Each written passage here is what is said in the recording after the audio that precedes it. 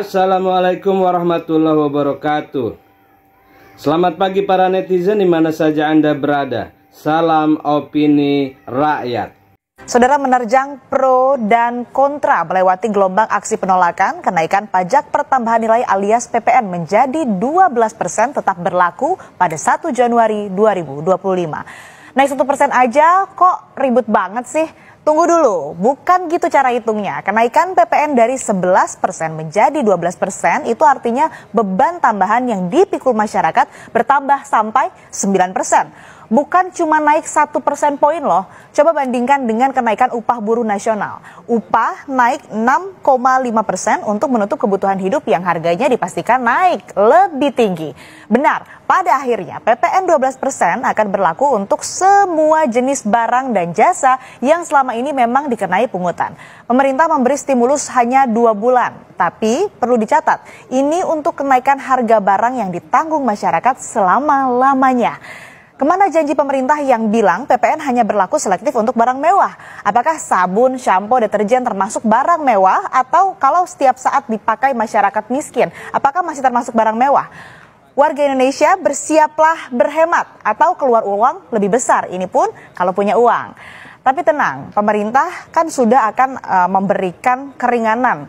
Tapi yang jadi pertanyaan, ini beneran stimulus atau secuil hiburan aja? Kita ke data selanjutnya. Nah, sebagai kompensasi kenaikan PPN menjadi 12%, saudara, pemerintah memang memberikan stimulus dalam kebijakan ekonomi 2025. Kebijakan ini menyasar kelompok rumah tangga, pekerja tertentu, UMKM, industri padat karya, properti tertentu, dan mobil listrik maupun hybrid. Kita baca dulu satu persatu. Jadi, ada kebutuhan masyarakat yang kenaikan PPN-nya ditanggung oleh pemerintah atau disebut DTP. Di antaranya adalah minyak goreng curah minyak kita. Jadi minyak goreng selain merek minyak kita ini akan tetap kena kenaikan PPN. Jadi selamat deh masyarakat Indonesia yang beli gorengan kalau pakai minyak goreng selain minyak kita. Itu udah bisa disebut makanan mewah. Bahan pangan yang dapat DTP lainnya adalah tepung terigu dan juga gula industri. Kemudian stimulus lainnya adalah bantuan beras sebesar 10 kg yang berlaku 2 bulan untuk 16 juta keluarga. Bantuan sosial ini bukan untuk kelas menengah, melainkan untuk warga miskin. Tapi ingat, cuma 2 bulan. Lalu apalagi yang dapat keringanan 2 bulan? Ini adalah tarif listrik khusus buat daya 450 volt ampere sampai dengan 2200 volt ampere. Ini akan dapat diskon selama 2 bulan. Diskon 2 bulan, tetapi tarif ini akan naik karena PPN 12% juga akan berlaku. Kalau 2 bulan kan Januari, Februari. Jadi per Maret harga listrik ini sudah pasti naik. Kita ke stimulus lain, terutama yang dirasakan kelas menengah di data berikutnya. Nah, ini dia saudara. Paket stimulus ekonomi 2025 untuk kelas menengah. Kenapa ada stimulus untuk kelas menengah? Tentu saja ini untuk menahan ataupun juga mempertahankan daya beli masyarakat kelas menengah. Soal stimulus yang diberikan pemerintah, saudara, dengan kenaikan PPN 12%, ini penjelasan Menteri Keuangan Sri Mulyani. Mereka akan mendapatkan bantuan beras 10 kilo per bulan untuk 2 bulan. Untuk konsumsi karena barang yang banyak digunakan masyarakat terigu, gula industri minyak kita, kenaikan 12%-nya menjadi 12, 1%-nya tetap ditanggung pemerintah sehingga mereka tidak mengalami kenaikan PPN 11 dari 11% sekarang ini.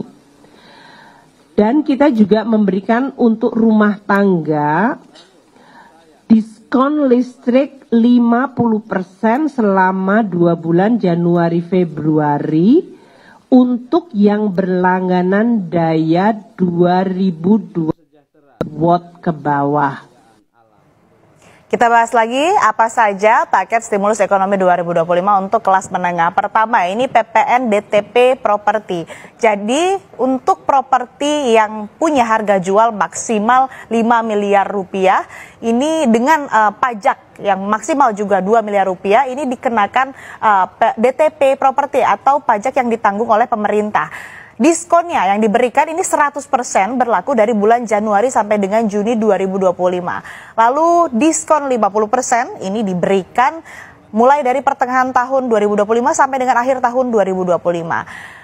Paket selanjutnya ini insentif PPh 21. Jadi pekerja sektor padat karya dengan gaji di bawah 10 juta rupiah per bulan ini juga dikenakan insentif PPh 21 atau ada pajak yang ditanggung oleh pemerintah atau DTP. Selanjutnya, pekerja PHK ini akan mendapatkan akses jaminan kehilangan pekerjaan dan juga kartu prakerja. Selanjutnya, iuran jaminan kecelakaan kerja ini akan diberikan diskon 50% saudara. Dan terakhir, ini untuk mobil listrik dan hybrid, kendaraan bermotor listrik ini berbasis baterai begitu untuk kendaraan yang hybrid juga tentunya akan mendapatkan DTP atau pajak yang ditanggung oleh pemerintah. Nah, jadi saudara, narasi pemerintah adalah bahan pokok tidak kena PPN 12% alias bebas dari PPN. Kalau mengacunya ke regulasi ini, ya ini bukan kemurahan hati yang baru karena bukan kebijakan baru juga. Sebab pengecualian barang pangan ini telah diatur sejak Undang-Undang Nomor 42 Tahun 2009 atau bahkan sebelum lahirnya UU Harmonisasi Peraturan Perpajakan 2021. Contoh, beras, daging, ikan, telur, sayur, susu segar, gula konsumsi. Nah, daging kalau impor dan premium tentu tetap kena PPN 12% asal harganya tidak lebih dari 200.000 per kilogram. Jadi apa saja yang kena PPN 12%? Jawabannya adalah semua barang yang sebelumnya sudah berlaku pungutan. Semua, mau sabun, sampo, deterjen, sabun untuk cuci piring, sabun untuk ngepel, obat nyamuk, bahkan susu. Kalau sudah ditambah bahan lain, ada rasa ina-inu itu juga kena PPN 12%. Karena yang bebas PPN 12% ini hanya susu segar dan barang mewah juga premium ini kena PPN 12%. Ini adalah hal baru juga karena sebelumnya masuk dikecualikan begitu. Di antaranya adalah daging wagyu, Kobe, beras premium, buah premium, ikan premium seperti salmon, udang kepiting, king crab juga kena saudara. Jasa pendidikan juga nggak sepenuhnya bebas PPN, tetapi ada yang kena yaitu sekolah premium. Kalau ada embel-embel international school, tentu saja itu udah pasti kena. Layanan kesehatan VIP juga kena PPN 12%. Saudara, Litbang Kompas dalam survei 2-5 Desember menangkap keresahan publik atas kenaikan PPN 12%. Hasil survei Litbang Kompas menunjukkan persentase masyarakat yang yakin kenaikan PPN 12% akan berdampak pada perbaikan ekonomi lebih tinggi, yakni 47,2%. Sementara masyarakat yang yakin kenaikan PPN akan memperbaiki kondisi ekonomi hanya sebesar 42,6%. 2,9% ini menjawab sangat yakin, 4,5% sangat tidak yakin, dan 2,8% menjawab tidak tahu. Masih di Kompas Bisnis, saudara. Pemerintah menggelontorkan anggaran sebesar 265,6 triliun rupiah untuk program insentif PPN pada tahun 2025. Menteri Keuangan Sri Mulyani bilang perpajakan 2025 mayoritas dinikmati oleh rumah tangga. Sendiri mengambil 265,6 triliun rupiah. Jadi kalau kita lihat insentif perpajakan 2025, mayoritas adalah dinikmati oleh rumah tangga 47% atau 209,5 triliun masyarakat rumah tangga terbebas dari PPN atau dikurangi beban PPN-nya. Sedangkan 137,4 atau 30% untuk mendorong dunia usaha dalam bentuk insentif perpajakan. Kenaikan PPN 12% tetap lanjut dengan insentif bansos hanya untuk 2 bulan. Apakah bantuan sosial sebanding dengan kenaikan PPN? Apa dampak kenaikan PPN ke konsumsi rumah tangga, industri, dan pekerja? Sudah bergabung Direktur Eksekutif Center of Economic and Law Studies, Media Wahyudi Askar. Selamat pagi Mas Media, apa kabar? Iya, Mbak. Sehat. Mas Media, pemerintah kan sudah memastikan detil kenaikan PPN 12% yang berlaku mulai Januari atau 1 Januari 2024. Menurut Anda, apakah janji kenaikan PPN hanya untuk barang tertentu atau selektif yang sebelumnya disampaikan pemerintah ini ditepati? Ya, jadi catatan saya hanya beberapa hari yang lalu, 5 Desember, DPR dan pemerintah mengumumkan penerapan PPN 12% ini selektif ya.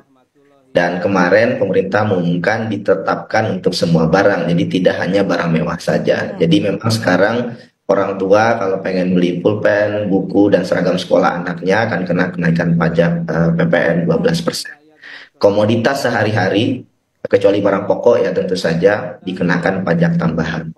Jadi memang hanya dalam hitungan hari rencana kebijakan berubah. Tidak pernah saya melihat estimasi dan simulasi statistik yang kuat, termasuk naskah akademiknya soal kenaikan pajak 12% ini. Multiplier effect-nya gimana, dan tidak pernah saya mendengar kajian itu. Jadi ini juga sangat disayangkan ya, karena kebijakan publik itu kan soal memilih. Anggaplah ada 5 opsi peningkatan pajak dan salah satunya adalah kenaikan PPN. Ada nggak estimasi bahwa opsi ini lebih baik daripada opsi lainnya? Dan itu tidak ada. Jadi negara seperti dikelola secara serampangan saja. Artinya nggak ditepati ya, bahkan berubah-berubah tiap detik kalau kata Mas Media. Narasi pemerintah juga adalah harga pangan tidak kena PPN, tetapi memang itu kan sudah diatur di HPP sejak lama ya Mas Media. Menurut Anda seperti apa Mas? Iya betul, jadi harga pangan yang memang dikeluarkan dari PPN sudah diatur di Undang-Undang Nomor 42 Tahun 2009, jauh sebelum lahirnya UU HPP ya tahun 2021. Dan klaim pemerintah ini saya kira hanya gimmick politik saja untuk meredam kritik publik. Karena kenyataannya kenaikan tarif PPN tetap akan dikenakan pada sebagian besar kebutuhan masyarakat menengah ke bawah. Dan satu lagi juga ya, publik tidak boleh lupa, Bu Sri Mulyani sudah memimpin Kementerian Keuangan itu lebih dari 15 tahun jika ditotal. Terlepas dari semua pencapaiannya, rasio pajak kita itu stagnan di angka 10% ya. Jadi ini kan tidak fair ketika pemerintah kehabisan cara menaikkan rasio pajak, justru PPN yang dihantam yang dikenakan untuk semua orang. Jadi estimasi kami jika pemerintah bersikukuh menaikkan pajak kenaikan PPN 12%, khawatirnya pertumbuhan ekonomi tahun depan tidak akan mencapai 5%. Yang disebutkan oleh pemerintah juga PPN naik tapi bahan pokok dikecualikan. Apakah bahan pokok cuma pangan saja? Gimana soal kebutuhan sehari-hari kayak deterjen, sabun, shampoo ini bisa dipastikan kena PPN juga kan ya?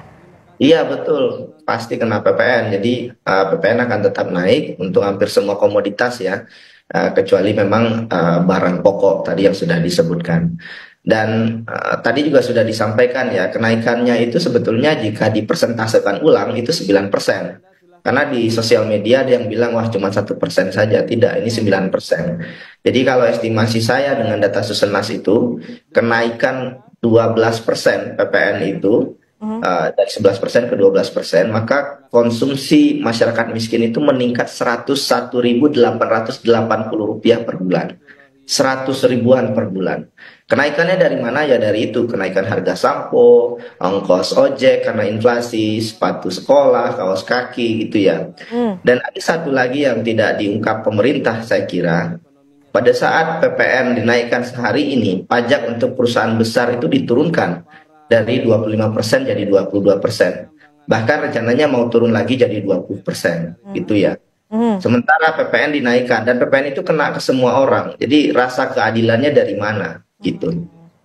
Dan kalau tadi juga sudah disampaikan ya, ada kendaraan hybrid dapat insentif PPN DTP 3% ya. Ini juga kontradiktif karena penikmat motor atau kendaraan hybrid ini juga orang kaya, mobil hybrid ini orang kaya.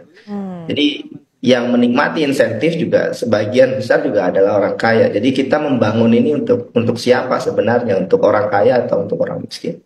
Itu tadi yang menarik ya kalau soal insentif yang soal kendaraan hybrid maupun juga kendaraan listrik ini sebetulnya tidak bisa dinikmati secara merata karena yang menggunakan juga ya masyarakat kelas menengah ke atas begitu. Yang menarik juga Mas Media kan ada insentif beras 10 kg, kemudian ada diskon listrik 50% hanya 2 bulan yang bagi pelanggan yang menggunakan 2.200 watt begitu. Meski nggak ada penjelasan dasar hitungan pemerintah kenapa cuma 2 bulan, nah bagaimana dampak kenaikan PPN 12% ke masyarakat menengah bawah karena PPN kan bisa jadi berlaku selamanya sedangkan bansos hanya 2 bulan. Bagaimana Mas Media? Iya, ini lucu ya, kalkulasi dan logika ekonominya dari mana? Anggap ada masyarakat miskin dapat mengalami penghematan pengeluaran 300.000 ya selama 2 bulan karena ada beras, sembako, subsidi listrik ini. Setelah 2 bulan, pengeluaran mereka bertambah gara-gara kenaikan PPN ini 101.000 per bulan. Ya nggak ketemu angkanya gitu ya. Pasti ya nombok gitu. Bahasa lainnya, jadi pemerintah datang ke masyarakat miskin hari ini dan bilang PPN akan naik, saya kasih beras 10 kg. Ini untuk modal hidup kalian 2 bulan karena PPN naik. Setelah 2 bulan kalian aturlah itu ya. Dan ini kan pemiskinan struktural ya, menyakitkan sekali untuk masyarakat kecil. Yang kalau kita lihat bahwa ketika PPN dinaikkan, sebetulnya juga problematik ya. Saya juga dalam posisi PPN itu sebagai salah satu opsi sebagai kenaikan rasio pajak gitu ya. Tetapi PPN itu boleh saja dinaikkan kalau tidak ada opsi lainnya. Tapi ini opsi lainnya kan banyak ketimbang menaikkan PPN. Dan dengan menaikkan PPN yang rentan ini kena semua. Sabun, pulsa, beli mie instan itu juga kena, termasuk juga mahasiswa ya, yang bergantung pada mie instan. Artinya kan meskipun ada insentif yang diberikan, tadi beras, diskon listrik dan lain-lain, ini tentu nggak meringankan beban dari masyarakat ya dengan naiknya PPN 12% ya Mas Media? Iya betul, karena memang saat ini selama 5 bulan ya, dalam 2024 itu terjadi deflasi. Konsumsi ekonomi rumah tangga juga terpukul, mal-mal sepi, dan pendapatan UMKM itu turun 60% kalau lihat data dari World Bank. Artinya adalah ada gejolak ekonomi di masyarakat dan ya di tahun 2025 ya dikasih modal lah gitu ya masyarakat untuk bisa bertahan atau untuk bisa survive kembali ke ekonomi sebelumnya. Jadi justru jangan dihantam lagi dengan kenaikan PPN. Satu lagi ya saya ulangi lagi, ketika opsi lainnya sebetulnya masih ada dan masih banyak.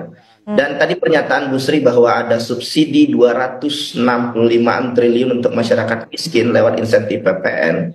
Sebetulnya juga problematik karena kalau di total yang mendapatkan subsidi juga industri ekstraktif misalkan total pajak yang bisa didapatkan dari ekspor batu bara itu 250-an triliun. Tapi kan ini enggak, mereka dapat royalti 0% bahkan untuk beberapa perusahaan batu bara. Artinya adalah ya subsidi pemerintah fiskalnya juga lari ke orang kaya, ya. Dan ini juga sangat tidak fair dan sebetulnya pemerintah harus terbuka ya untuk berdialog, berdiskusi bersama masyarakat. Tapi ini kan tidak pernah diskusi bersama DPR apa isinya, tidak pernah dilihat oleh masyarakat sebagai diskusi yang berpihak kepada masyarakat. Sedikit sekali anggota DPR sekarang yang bicara soal dampak terhadap PPN ini terhadap masyarakat kecil. Ini kan sangat disayangkan. Nah, Mas Media, dalam penjelasan kemarin kan ini Menkyu juga membandingkan PPN Indonesia dengan negara lain seperti Brasil hingga Afrika Selatan. Kalau di Asia Tenggara, negara dengan PPN tertinggi saat ini kan Indonesia dan Filipina. Betul ya? Apakah perbandingan ini tepat dan relevan? Ya, tidak fair karena Kanada, China, Brazil, mereka bisa menaikkan PPN lebih tinggi karena pendapatan per kapitanya tinggi dan ekonomi mereka stabil seperti di Denmark, Jerman, Swedia ya. Jadi daya beli masyarakatnya kuat, tarif pajak konsumsi yang lebih besar nggak ada masalah. Masalahnya di Indonesia timingnya nggak oke. Ekonomi masyarakat kelas menengah sedang terpukul. Ini juga mau libur Natal Tahun Baru. Jadi kalau mau fair ya pemerintah harusnya membandingkan dengan negara ASEAN lainnya. Dan kalau dibandingkan dengan negara ASEAN lainnya, Indonesia yang tertinggi bersama dengan Filipina. Dan satu lagi yang juga perlu dicatat ya, kita nggak bisa apple to apple dengan Malaysia misalkan. penduduk yang insecure di Indonesia, yang rentan miskin, miskin, dan sangat miskin, itu jumlahnya 53%. Di Malaysia itu hanya 3%. Jadi kenaikan PPN yang hanya 9% tadi, itu luar biasa dampaknya terhadap masyarakat.